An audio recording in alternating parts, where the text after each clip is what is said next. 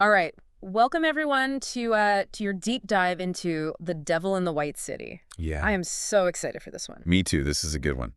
We've got so much to talk about in so little time. Yeah. So let's jump right in. Right. It's a wild story, a mix of history and architecture and true crime, all set during the 1893 Chicago World's Fair. And I think that's what makes this book so fascinating, right? You've got these two parallel narratives. Yeah. The visionary architect, Daniel Burnham, racing against time to build this dazzling white city. Right. And then you have this cunning serial killer, H.H. Holmes, Yeah. using the fair's allure to conceal his crimes. Oh, it's such a contrast, you know? It is. Let's talk about contrast. Yeah, and Larson does such a phenomenal job Yeah. of setting the scene in 1893 Chicago. And speaking of setting the scene, Yeah. he compares Chicago to a human being with its skin removed. Yeah. I mean, that's a pretty vivid image, right? Yes, it's very intense, and I think it really captures the essence of Chicago at the time. Oh, for sure. The city was booming, exploding with growth, full of raw energy and ambition. And grime and kind of lawlessness. Definitely. You know, it was grappling with the downsides of rapid industrialization. Oh, yeah, yeah. So you have this sense of progress, Yeah.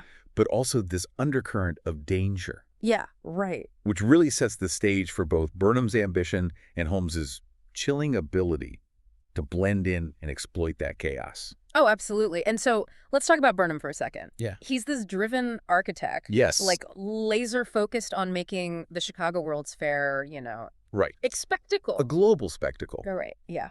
He wanted to showcase America's progress to the world. Yeah. And what was really fascinating to me was Yeah. the immense pressure he was under. I mean, think about it. Oh, yeah. America was striving to be a world power at this time, Right. and the fair's success was seen as crucial to that bear. Oh, yeah. Burnham felt that weight acutely. There's this incredible anecdote about Burnham being pushed in a wheelchair Really? through his own designed Union Station in D.C. because of a foot injury. Oh, wow. He wouldn't let anything stop him, Wow. not even physical limitation. That's dedication. Yeah. But, you know, maybe also a little obsessive, right? Maybe. But, okay, so let's turn to the darker side of the story for a little bit. Ouch. H. Holmes. The Devil in the White City. Yeah, so Larson introduces him as this charming doctor. Yes, very charming, charismatic. Yeah. But as you delve deeper into the story, it gets pretty chilling pretty quickly. Oh, yeah. Holmes is a master manipulator. You know, Right. he hides his true intentions behind this facade of charm and respectability. Right.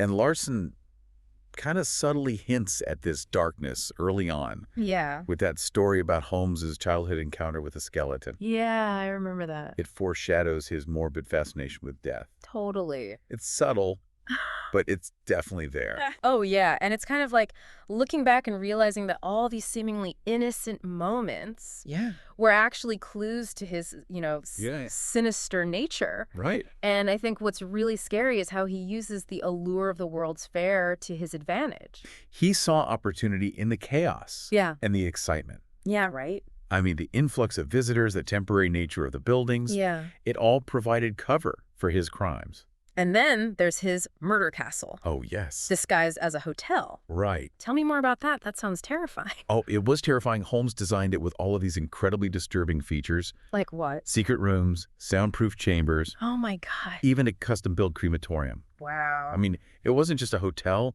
It was a meticulously planned death trap, Jeez. designed to facilitate his murders Yeah. and dispose of the evidence.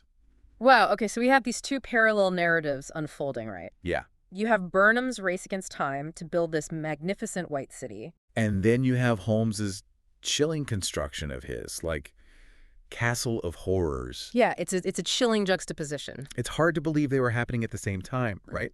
It's incredible. So wild. Yeah. But Yeah. what makes it so compelling is that contrast, right? Right?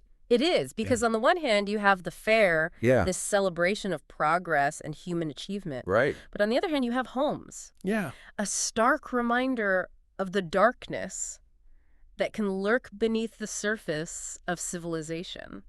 Yeah, it's true. It's like Right. it forces us to confront that duality of human nature, doesn't Well, it? he does, yeah. And it's almost like the fair itself becomes this symbol of this duality. You could say that, yeah. Right. You have the gleaming white city representing the potential for good, right? Yeah, And then you have Holmes embodying the potential for evil. right. And they both exist side by side. It's a powerful image. Oh, for sure. Yeah. But this isn't just a story of good versus evil. No, It's not. Right. It's also about the very real challenges Burnham faced in making his vision a reality. Absolutely. And Larson doesn't shy away from the nitty-gritty details. No, he does not. He details the labor strikes that threatened to derail the whole project, the Yeah. brutal winter weather they had to deal with, Yeah. even the logistical nightmare of transporting something like Krupp's baby, Oh, yeah. that gigantic cannon across the country. Oh, I remember that. Yeah. I mean, these details aren't just historical trivia. They add a layer of depth and realism to Burnham's struggle. Absolutely. And they really make you realize just how massive this undertaking was. Exactly. It wasn't just building a few pretty buildings. Right. This was a huge endeavor. Yeah. And it also highlights this key difference between Burnham and Holmes, doesn't it? I think so. So Burnham's operating in the public eye, Yeah. facing constant scrutiny and pressure. Right. And Holmes is thriving in secrecy, manipulating and controlling everything from the shadows. Yeah. And it makes you wonder, doesn't it? Yeah, it does. Could someone like Holmes have operated so effectively in a less chaotic environment? Yeah, for sure. Was the rapid growth and the upheaval of Chicago a crucial element in his ability to remain undetected? That's a great question. It adds another layer to the story beyond just the individual characters. Absolutely. Yeah. So we have Burnham, the architect of dreams. Right. And we have Holmes, the devil in disguise. A perfect way to put it. Right. And they're both drawn together by this spectacle of the World's Fair. Yeah. It's a recipe for a truly incredible story. Oh, for sure. For sure. And it does make you think, right? It does, yeah. What draws us to these stories of contrasting worlds? That's the question, isn't it? Yeah. Is it the fascination with the dark side of human nature? Maybe. Or is it the hope that ultimately good will triumph? Those are some good questions to ponder. Yeah. And as we dive deeper into this captivating tale, Yeah. keep that in mind, Yeah. right? What are we drawn to? What are we looking for? Keep those questions in mind. Absolutely. Okay, so there we have it. Yeah. Setting the stage for The Devil in the White City. I'm excited to dive deeper. Me too. Let's go. Let's do it. As we delve deeper into Holmes's world, Larson's descriptions of the murder castle become even more unsettling. I mean, it wasn't just about the hidden rooms and gas chambers. Right. It was the meticulous planning behind it all that's truly chilling. Oh, yeah. It's like he was playing this twisted game, Right. using architecture as a weapon. It's hard to fathom the level of detail and premeditation involved. Right. And to think this was happening right under everyone's noses, I know. amidst the grandeur and celebration of the World's Fair. The juxtaposition is so stark and deliberate. Yeah. You know, Larson constantly reminds us that beneath the surface of progress and innovation, Yeah. there's this darker side to human nature. It's true. It's a good point. It's a reminder that good and evil often exist in close proximity, Yeah. even in a setting designed to showcase, like, the best of humanity. Right. Right. And that sense of duality, I think. Yeah, it really comes through in the narrative structure, too. How so? Well, you have Burnham battling against time and setbacks Right. to realize his grand vision, Right. right? And then you have Holmes operating on a completely different timeline, Yeah. carefully plotting and manipulating to achieve his own, Yeah. twisted goals. Right. They're both working towards something, Yeah, but in such different ways. totally. And as the fair's opening approaches, that tension just escalates. Oh, absolutely. Burnham is facing immense pressure to deliver, Yeah. to prove that America can compete on the world stage. He had a lot riding on this. Yeah. Meanwhile, Holmes is becoming bolder. His schemes are growing more elaborate and dangerous. Right. It's like a ticking time bomb. It is. It is. And the reader can't help but wonder Yeah. when and how it's all going to explode. Oh, for sure. And you know what I was struck by?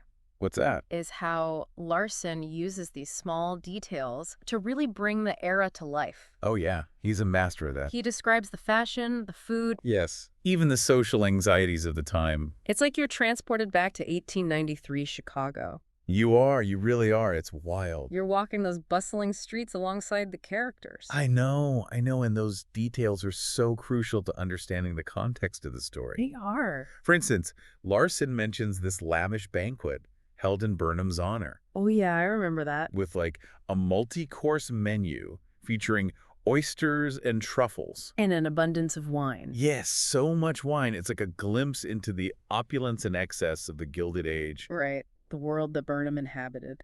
But then he also talks about Jacob Riis, Yeah. The muckraking journalist who exposed the horrific living conditions Yeah, the slums. of the poor in New York City. Yeah, he even visited Chicago He did. and spoke at Hull House, the settlement house run by Jane Addams, Oh, wow. warning about the dangers of poverty and inequality. It's such an important reminder, right? It is. That the World's Fair wasn't just a celebration of progress. Yeah. It also masked a lot of the social problems that were simmering beneath the surface. Exactly. And in a way, Holmes becomes a symbol of those darker forces. Oh, interesting. You know, his murder castle. Yeah. It stands in such stark contrast to the gleaming white city. It does. It's true. It represents the underbelly of society, the Yeah. exploitation, the violence that often went ignored Yeah. amidst this pursuit of progress. It makes you think about the cost of progress, doesn't it? It does. Like, was the White City, with all its beauty and innovation, yeah, was it built on the backs of those who are struggling to survive? that's a good question. Right. And did it exacerbate the very inequalities that Reese was warning about? Yeah, these are questions that Larson doesn't explicitly answer, Right.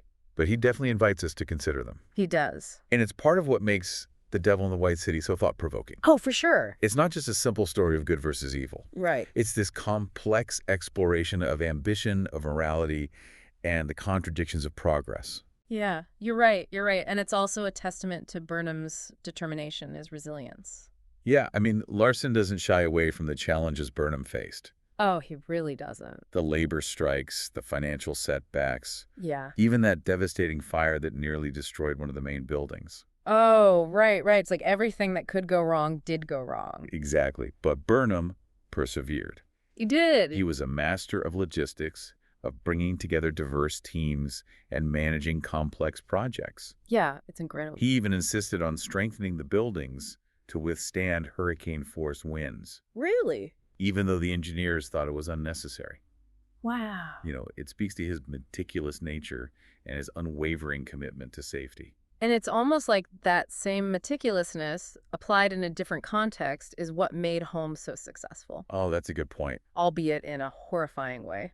Yeah, but you're right. Right. His murder castle was a testament to his meticulous planning Absolutely. and his chilling ability to, like, control his environment. That's a really insightful connection. Thanks. Yeah, it's like both Burnham and Holmes were obsessed with control, Yeah. with bending their environments to their will. Right, but Burnham's control was directed towards creating something beautiful and inspiring, Yes. and Holmes's control was all about deception and destruction. Exactly. It's a fascinating contrast. It really is, and it makes you appreciate Burnham's achievements even more, I think. I agree. He wasn't just building structures, he Yeah. was shaping public perception. Yes. Creating this vision of America that was meant to inspire awe and admiration on a global scale.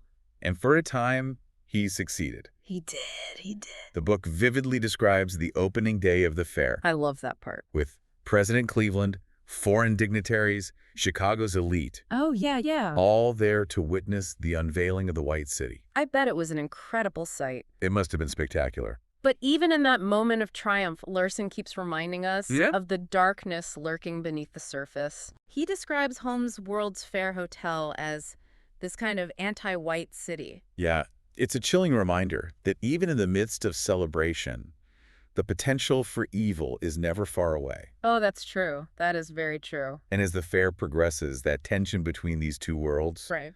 the world of Burnham and the world of Holmes, Right. it becomes almost unbearable. Oh, I bet. And the book also highlights this growing sense of unease that began to settle over the fair.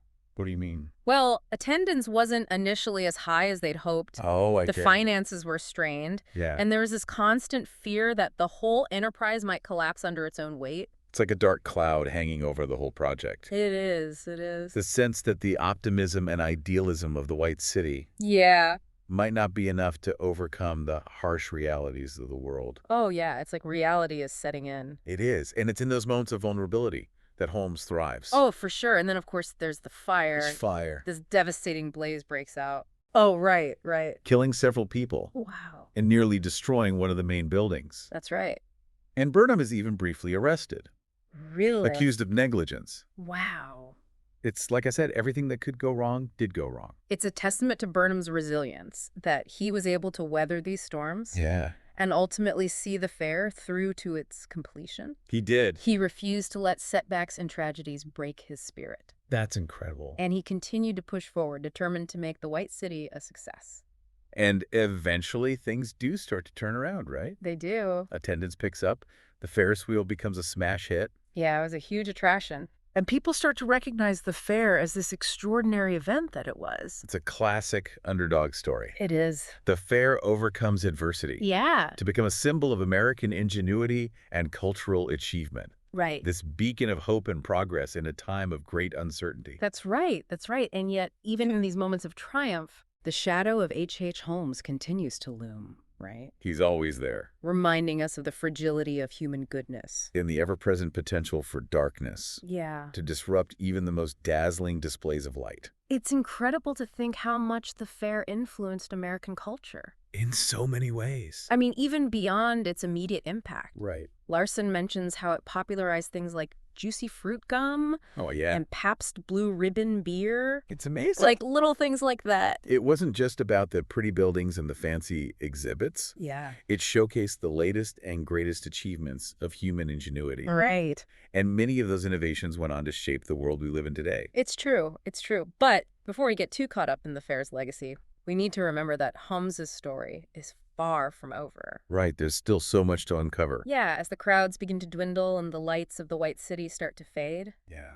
his true nature is about to be revealed in all its horrifying detail. It's a chilling thought. It is, and that brings us to the final act of this captivating tale. Oh, I can't wait. So, what happens when the spectacle ends? When the illusion fades? What happens to Holmes?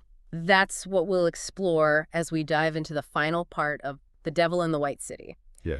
As the excitement of the fair, winds down, Burnham's already looking ahead. Yeah, he's got more plans. But Holmes, Oh, Holmes. he's not done yet. No, not even close. It's almost like the fair ending is like his opportunity. It is. Holmes is a master of exploiting chaos Right. and the dismantling of the White City. Yeah. It provides the perfect cover for Oh, totally. While everyone's focused on taking down the buildings and packing up, Yeah. he's busy selling stolen goods, covering his tracks, Right. preparing to disappear. He's always one step ahead. He is. It's chilling how calculated it all seems. I know, right? Like he always knew this was coming Yeah. and planned for it. Like it was all part of his grand scheme. Right. The fair was just this temporary stage for him. Yeah, a way to blend in. Right. And carry out his schemes.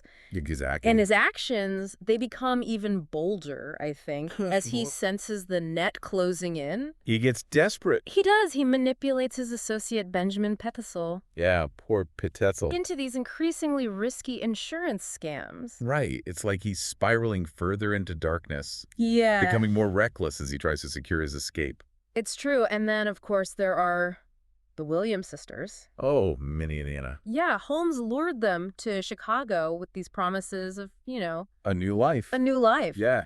Only to trap them in his murder castle. It's heartbreaking. It's one of the most heartbreaking aspects of the entire book. Absolutely. Larson doesn't just tell their story. He really makes you feel their hopes and dreams. Their vulnerability. Their vulnerability, yeah, and that just makes Holmes's betrayal all the more devastating. He preys on their trust, Yeah. their innocence, their love for each other. It's true. It's a stark reminder of the human cost of his crimes. Absolutely. And it's in this final act that Detective Frank Geyer enters the picture. Yes, fine. He's the one who finally starts to connect the dots, Right.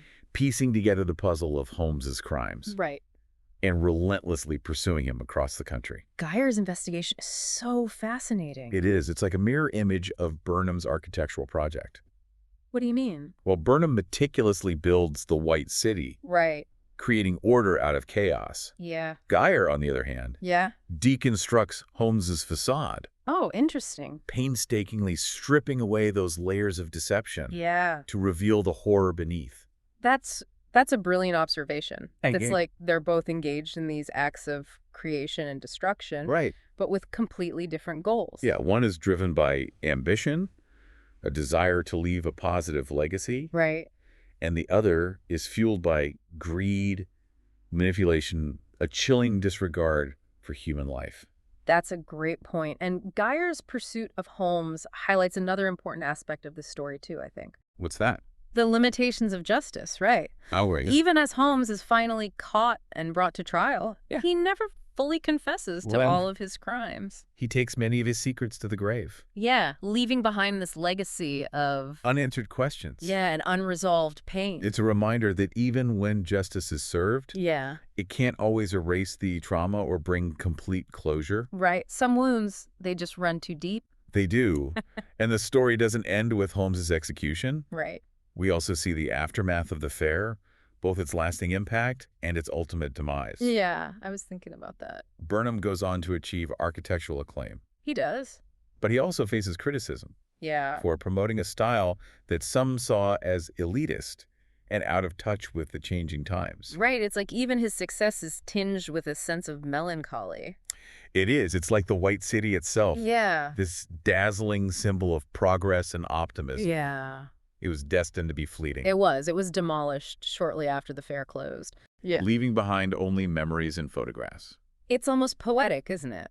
It is. This grand creation built on dreams and ambition ultimately succumbed to the forces of time and decay. It's true, and yet it continues to capture our imagination, right? It does. This reminder of a lost era of American grandeur and the ephemeral nature of Yeah. even the most ambitious human endeavors. It makes you think. It really does. So what are we left with after diving into The Devil in the White City? That's the question. It's a story full of contrasts and contradictions. It is. Right. Beauty and horror, progress and depravity. Ambition and destruction. Yeah, it forces us to confront the complexity of human nature, right? It does. The potential for both good and evil that exists within us all. It's a story that stays with you long after you finish the last page. It does. It makes you question the nature of progress, the shadows that limp beneath the surface of even the most dazzling achievements, It does, for sure. and the enduring power of stories to both illuminate and haunt us. It's made me think about how history is full of these hidden stories. Yeah. You know, these individuals whose lives intersected in these unexpected and sometimes tragic ways. Well, that's fascinating. It is, and it makes you wonder, what other secrets are buried beneath the surface of our collective past? What Yeah. other devils in the White City are waiting to be discovered? That's a fascinating thought to leave our listeners with. I think so. It speaks to the enduring power of this book. Absolutely, the devil in the White City. It's not just a historical account. Yeah. It's an invitation to delve deeper, to question assumptions, Right. and to recognize that the past is never truly settled. It's not, well, this deep dive has been a truly captivating journey. It has. It's a book we highly recommend exploring further. I second that. And we hope you'll join us again for another deep dive into a topic that fascinates you. Absolutely. Until then, keep exploring, keep questioning, and keep diving deep.